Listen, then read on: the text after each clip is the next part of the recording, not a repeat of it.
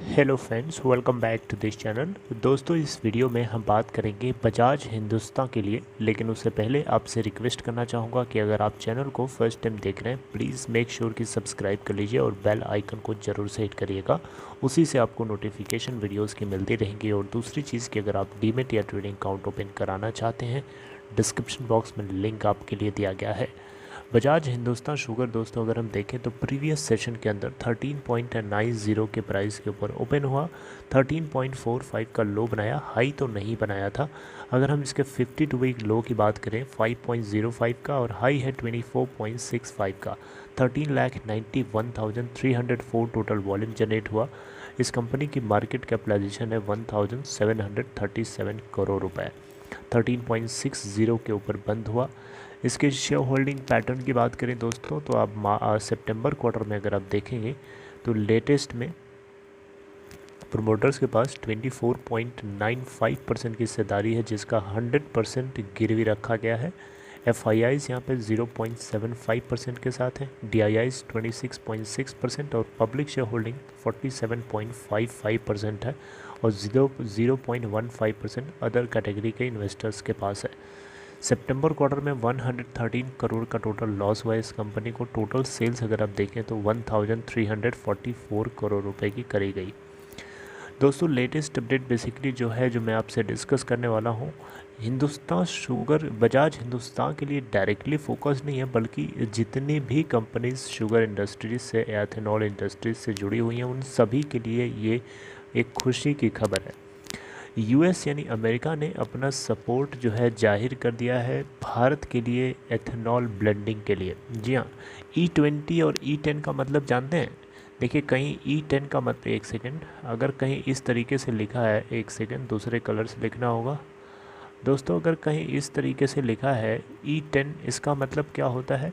इसका मतलब दोस्तों कि ब्लेंडिंग रेट जो है 10% है।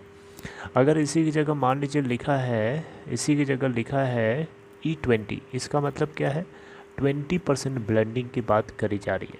तो दोस्तों, जैसा कि आपको पता है, Bharat India 20% ethanol blending petrol को यूज़ करना चाहता है अगले 5 सालों के भीतर। अभी हम लोग E10 पे चल रहे हैं, यानी 10% ब्लेंडिंग के ऊपर चल रहे हैं। इससे पहले हम 5% पे चल रहे थे, अब हम 10% पे चल रहे हैं, और आने वाले टाइम में 20% एथेनॉल ब्लेंडिंग हमारे देश में लगेगा।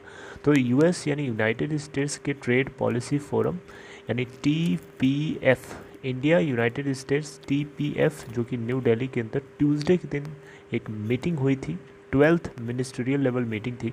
और इस मीटिंग में यूएस के मिनिस्ट्री और इंडिया के मिनिस्ट्री पीयूष गोयल, इन दोनों ने एक दूसरे के साथ बहुत सारे अपॉर्चुनिटीज़ को एक्सप्लोर करने के लिए प्रॉमिस किया। और इंडिया के ethanol blending capacity 20% next 5 years में अचीव करने के लिए यूएस ने अपना पूरा सपोर्ट बताया।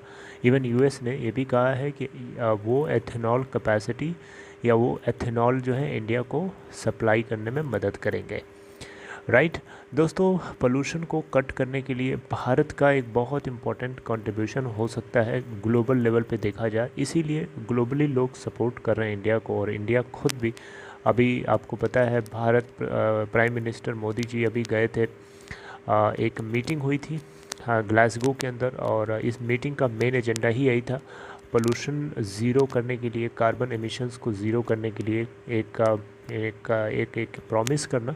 तो इंडिया ने अपना वहाँ पे भी बताया है कि 2070 तक ज़ीरो कार्बन एमिशन हमारा देश भारत बनेगा। तो खैर, हम 2070 का टारगेट अभी हम नहीं देख रहे हैं, लेकिन अभी हम जो टारगेट देख रहे हैं वो यही है कि एथेनॉल ब्लेंडिंग जो हमारे देश में 20% होनी है। और इसके लिए इंडिया लेवल पे जितना हो सकता है, जैसे कि अब ये कंपनीज जिनके अभी हम बात करें, जैसे बजाज हिंदुस्तान है, रेणुका शुगर है, इसके अलावा जो और भी शुगर इंडस्ट्रीज से जुड़ी हुई कंपनीज हैं, इन सभी के लिए एथेनॉल प्रोडक्शन इनका मेन बिजनेस है। इनको एथेनॉल तभी ज़्यादा मिलेगा जब इनको उसके रॉ मटेरियल्स ज़्यादा होंगे, जैसे कि शुगर केन है ना, बाजरा है, जौ है, गेहूँ है। इसके अलावा जो भी इस तरीके के कमोडिटी आइटम्स होते हैं, बेसिकली फूड ग्रेन्स, तो इनकी ज़रूरत यहाँ पे हमें एक्सेसिवली होगी। तो दोस्तों एथेनॉल ब्लेंडिंग को लेकर के यूएस की तरफ से सपोर्ट मिलना शुगर इंडस्ट्रीज़ के लिए एक एंथुजियास्टिक वाली बात है। वो अलग बात है कि इसमें अभी आपको तेज़ी नहीं देखने को मिल रही है। इसका मतलब ये बिल्कुल नहीं है कि तेज़ी नहीं आएगी, ऐसा नहीं है। दो बजाज हिंदुस्तान को लेकर के आप लोगों की क्या राय है, आप कमेंट बॉक्स में चाहें तो बता सकते हैं। बाकी अपना ख्याल रखिए। इसको लेकर के कोई अपडेट आएगी तो मैं आपसे ज़रूर डिस्कस करूँगा।